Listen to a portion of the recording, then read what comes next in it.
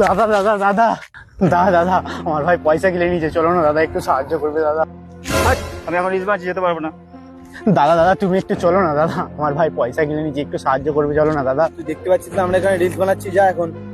এ ভাই, এরা কেউ সাহায্য করবে না, তুই চল আমার সাথে, আমি দেখছি কি হয়েছে।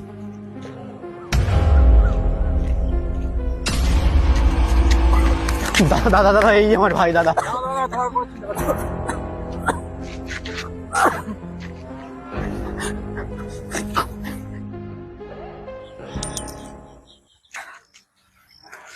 দাদা দাদা আপনি কি করে পারলেন?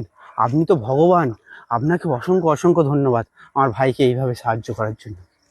না না ভাই, আমি কোনো ভগবান টগবান নয়, আসলে আমি সুদের ব্যবসা করি, তাই মানুষের পেটের ভেতর থেকে কি করে টাকা বের করতে হয় সেইটা আমার ভালো করে জানা আছে।